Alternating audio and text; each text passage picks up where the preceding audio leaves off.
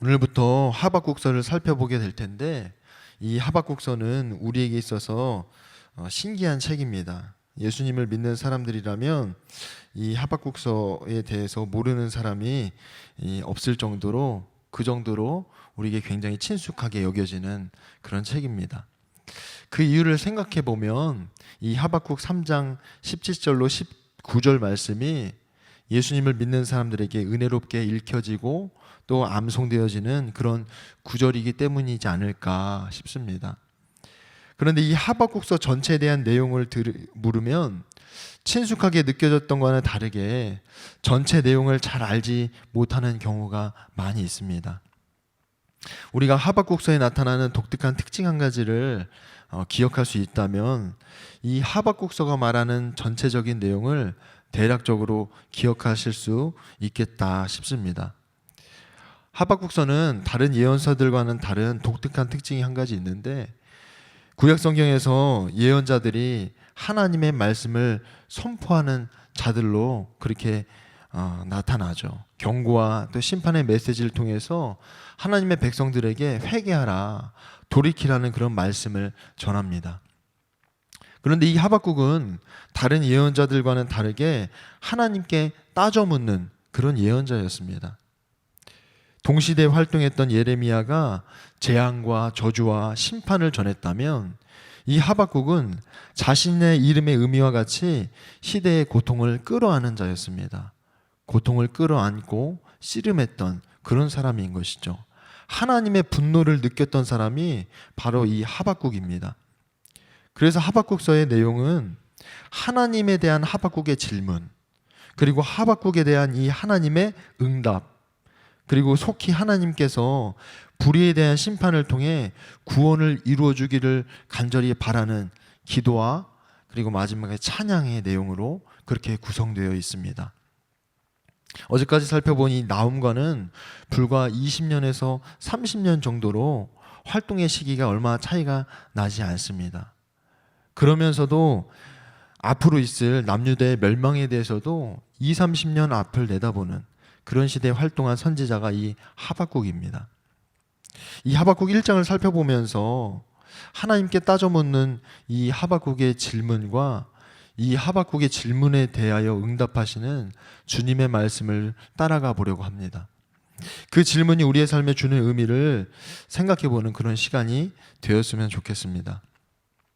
하박국 1장의 내용은 하박국이 하나님은 왜 불의가 일어나는데도 가만히 계시는지 따져 묻는 것으로 시작됩니다. 하박국의 물음에 대해서 하나님께서 바벨론을 일으켜서 남유다를 심판할 것을 말씀하시죠. 그러자 하나님의 응답에 대해 하박국이 어떻게 악한 민족으로 착한 백성을 삼키도록 내버려 두시는지를 다시 따져 묻습니다. 저는 이 말씀을 묵상하면서 하박국이 바라보는 현실은 불의가 어떠한 제재도 없이 계속해서 일어나고 있는 모습이라고 그렇게 생각하게 되었습니다. 반면에 하나님께서 바라보시는 현실은 이 불의에 대한 철저한 심판이 이미 준비되었다라는 점에 제가 주목하게 되었습니다. 먼저 이 하박국이 하나님께 따져 묻는 두 가지 질문을 살펴보면 2절부터 4절에 살려달라고 부르짖어도 듣지 않으시고 폭력이다 하고 외쳐도 구해주지 않으시니 주님 언제까지 그러실 겁니까? 어찌하여 나로 불의를 보게 하십니까? 어찌하여 악을 그대로 보기만 하십니까? 약탈과 폭력이 제 앞에서 벌어지고 다툼과 시비가 그칠 사이가 없습니다. 율법이 해이하고 공의가 아주 시행되지 못합니다. 악인이 의인을 협박하니 공의가 왜곡되고 말았습니다. 지금 하박국이 하나님께 하나님 왜 계속해서 이런 꼴을 보게 하십니까? 하나님은 왜 악을 보고만 계십니까? 이렇게 따져 묻는 것입니다. 하박국이 바라보는 현실은 의로운 왕이었던 요시야 왕이 죽고 나서 이후에 악한 왕들 밑에서 공의가 시행되지 않고 불의만 계속해서 일어나는 그런 상황인 것입니다. 하박국이 소개하듯이 이 폭력이라는 한 단어가 당시 하나님의 말씀이 정의가 되는 것이 아니라 힘 있는 자, 가진 자가 정의가 되었던 그런 사회였음을 말해주고 있습니다. 우리 사회가 요즘 의식이 많이 깨어 있어서 갑질 문화가 많이 사라졌다고 하지만 이 당시에는 정말 어마어마하지 않았을까 그런 생각을 하게 됩니다. 이런 상황에 도대체 하나님은 무엇을 하고 계실까? 아마 이 하박국 선지자는 끊임없이 질문했을 것입니다. 더 당황스러운 것은 동족의 불의를 보는 것만으로도 분노하고 있는데 그 상황에서 바벨론을 통해 조국을 심판하겠다. 하나님께서 그렇게 말씀하시는 것이죠. 정의가 실종된 사회에서 정의로우신 하나님을 믿는 것이 도대체 무슨 소용인가 싶을 정도로 답답함을 느꼈을 것입니다. 우리 삶에도 이유도 알 수 없고 이해할 수 없는 그런 고난들을 보게 될 때가 있습니다. 그런데 자세히 살펴보면 그 고난의 중심에는 사람이 있습니다. 욕심이 있고 약탈과 폭력이 있습니다. 남이 어떻게 되든 일단 내가 한번 기회를 잡으면 되는 것이고 남의 가정이 어떻게 되든 말든 속여서 빼앗으면 그만인 그런 사회 아픈 모습을 우리 삶에서도 주변에서도 찾아볼 수 있습니다. 타인의 아픔보다 나의 아픔과 나의 문제에 온통 초점이 맞춰진 그런 세상 속에서 우리에게 다가오는 이 고난 이면에 불의로 인한 고통이 아픔으로 다가오는 것이죠. 그래서 고난을 생각하다 보면 내가 무엇을 잘못한 것인지, 도대체 왜 하필이면 이런 때에 이런 일이 나에게 일어나는지 고민하게 됩니다. 왜 주님께서는 나로 이 고난을 보게 하시는가? 내가 이렇게 힘든데, 내가 이렇게 고통을 당하고 있는데 왜 주님께서는 이러한 아픔과 고통을 계속 보고 느끼게 하시는가? 이렇게 억울한 마음을 갖게 되기도 합니다. 하나님의 침묵에 대해 우리 마음에 수도 없는 질문과 다양한 감정을 느끼게 되죠. 우리는 여기서 하박국이 하나님께 따져 묻는 또 하나의 질문을 떠올려 볼 수 있습니다. 어찌하여 주님은 악을 보고만 계십니까? 하박국이 따져 묻는 이 질문은 여러 표현으로 바꿔서도 생각해 볼 수 있습니다. 도대체 언제까지 보고만 계실 것입니까? 고난을 당하는 사람에게 이 고난이 무슨 의미인지, 이 고난의 의미 못지않게 이 고난을 언제까지 보내야 하는지, 언제까지 주님께서는 보고만 계실 것인지 이 사실도 굉장히 중요합니다. 열왕기하 6장을 보면 시리아가 이스라엘을 정복하기 위해 은밀하게 이곳저곳에 진을 칩니다. 근데 그때마다 엘리사가 이스라엘 왕에게 시리아 군대가 어디에 진을 쳤는지 가르쳐 주죠. 시리아 입장에서는 내부에 스파이가 있는 것도 아닌데 이스라엘에서 즉각적으로 반응해 오는 것을 보고 시리아 왕이 굉장히 화가 납니다. 그래서 이 엘리사가 머무는 성읍으로 군대를 보내서 완전히 이 엘리사가 머무는 성읍을 포위하게 됩니다. 열왕기하 6장 14절에는 이렇게 기록하고 있습니다. 왕은 곧 그곳에 가마와 병거와 중무장한 강한 군대를 보내어서 밤을 틈타 그 성읍을 포위하였다. 우리의 삶에 이런 순간들이 얼마나 많은지 모릅니다. 고난이 또 우리에게 어려움이 찾아오는 줄도 모르고 어느 날 아침에 눈을 떠보면 적의 군대가 이 성읍을 둘러싸듯이 어느새 우리 삶에 고난이 찾아옵니다. 그리고 우리는 두려워하고 괴로워하죠. 이것을 어떻게 해야 할까 고민하면서 기도하고 그러다가 상황이 나아지지 않으면 낙심하고 원망하기도 합니다. 그런데 하박국의 이 질문으로 돌아가 보면 우리 눈에 보이는 이 현실을 통해 우리가 얻을 수 있는 결과는 결코 희망적이지 않다는 것을 우리가 발견하게 됩니다.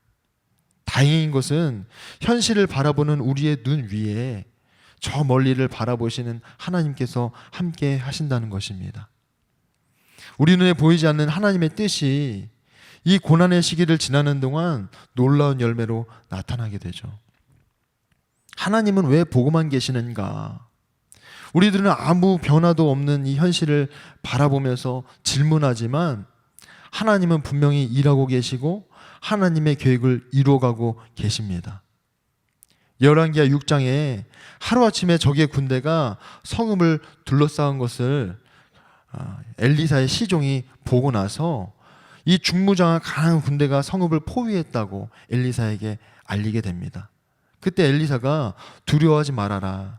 그들의 편에 있는 사람보다 우리의 편에 있는 사람이 더 많다. 이렇게 이야기해 주죠. 엘리사의 눈에는 당장 눈앞에 보이는 이 현실에서 두려움을 느끼지 않습니다. 엘리사가 주님의 이 종의 눈을 열어달라고 그렇게 기도하자 이 종이 불말과 불수레가 언덕에 가득한 것을 보게 됩니다. 이 장면이 동일하게 우리의 삶에 적용된다 싶습니다. 우리 눈에는 불의가 보이고 고난이 보이지만 우리가 보지 못하는 것들을 주님께서 우리와 함께 하시면서 보게 해 주십니다. 때로는 현실을 보면서 주님을 믿지 않는 저들은 잘 먹고 잘 살고 건강하게 살고 형통하게 살아가는데 그렇지 않은 우리의 모습을 비교하면서 우리는 괴로워할 때가 있습니다. 하나님은 도대체 계시기는 하신 것이냐? 계신다면 어째서 나에게 이런 고난을 주시고 우리에게 이런 고통을 주시는 것이냐? 그렇게 이야기하게 되죠. C.S. 루이스의 헤아려 본 슬픔의 한 구절이 우리의 답답함을 잘 말해주고 있다 싶습니다. 아내가 죽고 나서 사무치는 그리움에 하나님께 따집니다. 왜 아무 말도 없냐고 하나님께 이 루이스가 대들죠. 그런데 하나님은 침묵하십니다. 루이스는 이 침묵하시는 하나님에 대해서 상심한 고백을 하는데 이런 고백을 그가 하고 있습니다. 다른 모든 도움이 헛되고 절박하여 하나님께 다가가면 무엇을 얻는가? 면전에서 쾅 하고 닫히는 문, 안에서 빗장을 지르고 또 지르는 소리, 그러고 나서는 침묵, 돌아서는 게 더 낫다. 오래 기다릴수록 침문만 뼈저리게 느낄 뿐 창문에는 불빛 한 점 없다. 지금 그분의 부재는 무엇을 의미하는가? 왜 그분은 우리가 번성할 때는 사령관처럼 군림하시다가 환난의 때에는 이토록 도움 주시는데 인색한 것인가? 하나님께서 침묵하시면서 지금 눈앞에 펼쳐지는 이 아픔과 고통을 계속 보게 하시고 동시에 그 아픔과 고통을 계속해서 느끼게 하신다는 것입니다. 그런데 하나님께서 우리에게 원하시는 것은 고난 가운데도 우리가 불의한 것을 주목하는 것이 아닙니다. 우리가 불의한 것을 주목하여서 불의하게 사는 자들의 이 형통을 주목한다면 결코 하나님께서 보여주시고 하나님께서 인도해 가심을 우리가 따르지 못하게 될 것입니다. 믿음은 우리 눈에 보이는 현실이 다가 아니라 보이지 않는 하나님의 뜻과 계획이 있음을 신뢰하는 것입니다. 두 번째로 살펴볼 것은 눈앞의 현실을 보게만 하시고 또 침묵으로 보고만 있으시던 이 하나님께서 뜻밖의 대답을 하십니다. 그리고 이 대답 속에서 그동안 침묵하고 계신 줄 알았던 주님께서 일하고 계셨고 또 주님께서 가진 큰 계획을 말씀하신다는 점에 주목하게 되었습니다. 5절부터 7절 말씀에 너희는 민족들을 눈여겨보아라. 놀라고 즐겁할 일이 벌어질 것이다. 너희가 살아있는 동안에 내가 그 일을 벌이겠다. 너희가 듣고도 도저히 믿지 못할 일을 벌이겠다. 이제 내가 바빌로니아 사람을 일으키겠다. 그들은 사납고 성급한 민족이어서 천하를 주름잡고 돌아다니며 남들이 사는 곳을 제 것처럼 차지할 것이다. 그들은 두렵고 무서운 백성이다. 자기들이 하는 것만이 정의라고 생각하고 자기들의 권위만을 내세우는 자들이다. 하나님께서 이 하박국의 질문에 응답하십니다.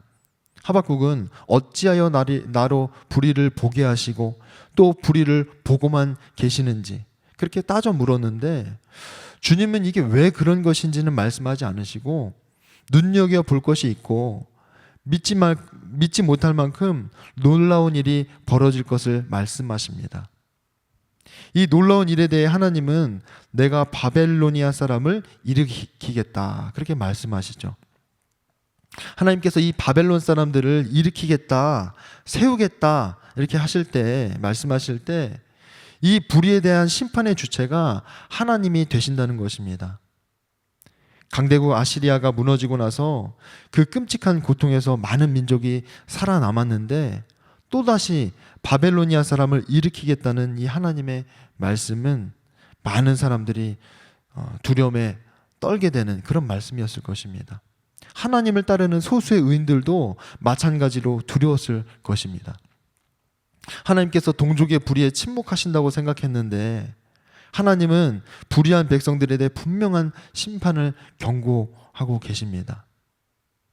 우리의 삶을 살피다 보면 자이든 타이든 고난의 중심에 꼭 사람이 있음을 발견하죠.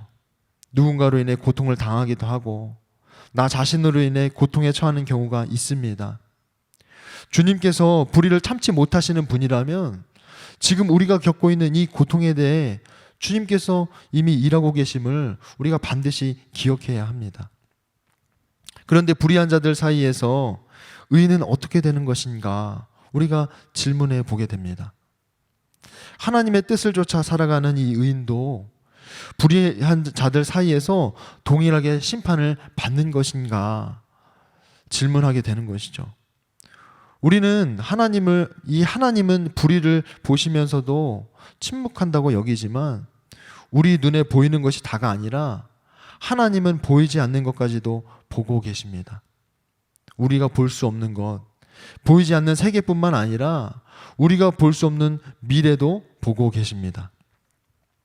이 말씀을 묵상하면서 하박국의 질문과 또 우리 삶에 일어나는 고난은 어떤 상관이 있을까 묻게 될 때 하나님은 우리가 불의가 가득한 이 현실에 갇혀 살지 않고 하나님의 구원을 경험하는 그런 삶에 동참하기를 원하신다 싶습니다.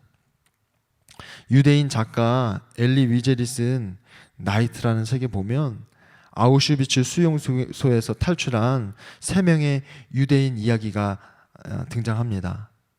이 3명의 유대인을 공개 처형하는 장면이 그렇게 나타나는데 그 중에 한 어린 소년이 그 교수형에 처해지게 됩니다. 두 사람은 먼저 숨을 거두게 되지만 이 어린 소년은 몸무게가 가벼웠기 때문에 교수형에 처해졌음에도 불구하고 고통스럽게 서서히 죽어가게 됩니다. 이런 장면을 보다 못해 어떤 한 사람이 어디선가 들릴 듯 말 듯한 그런 나지막한 절규를 하게 되죠. 자비로운 하나님은 어디에 있는가? 하나님은 어디에 있는가?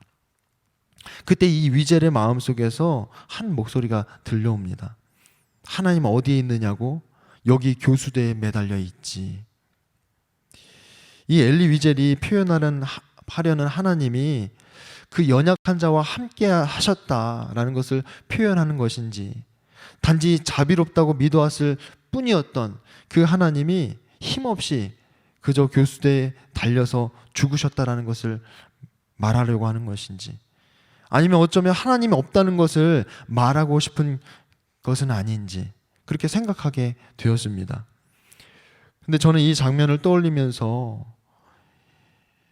이 불의에 대해서 전혀 이상하지 않은 이런 상황 속에서 주님께서 죽어가는 그 소년의 고통에 동참하시고 또 그와 함께 하시면서 그에게 네가 나와 낙원에 함께 있을 것이다 이렇게 말씀하시는 주님을 생각하게 되었습니다. 죽음을 앞에 둔 사람에게 두려워하지 말라는 말은 위로도 용기도 줄 수 없죠. 그러나 죽음 앞에 둔 사람에게 네 앞에 낙원이 있다 그렇게 말할 수 있다면 죽음 앞에서 두려움을 이겨낼 것입니다. 그 죽음을 뛰어넘어 낙원에 동참하고자 하는 그런 마음을 갖게 될 것이라 싶습니다. 하나님께서 하박국에게 눈여겨보라고 말씀하시는 이 바벨론이라는 민족은 믿음을 가지고 살아가는 의인들에게도 두려운 백성이었습니다. 자기들이 하는 것만 정의라고 생각하는 자들이 이 바벨론 사람들이었기 때문입니다. 현실적으로 보면 이 예언은 바벨론을 통해 남유다의 심판과 멸망을 선고했다고 여겨도 부족하지 않습니다. 그렇지만 주님은 우리의 믿음의 사람들에게 마땅히 취해야 될 태도를 요청하고 있습니다. 불의한 자들로 인해 내 삶에 어려움이 찾아온다 하더라도 주님께서 선하신 뜻을 보여주시고 반드시 인도하실 것을 우리에게 신뢰할 것을 말씀하고 계십니다. 하박국의 질문을 통해 깨닫게 되는 것은 주님께 끊임없는 질문을 통해 우리의 시선이 우리의 현실에서 주님께서 보여주시는 것을 향해 나아가게 된다는 것입니다. 우리 삶에 주님의 뜻과 계획이 앞서서 주님의 일하심을 바라보며 그런 믿음의 길을 걷도록 우리를 인도해 가실 것입니다.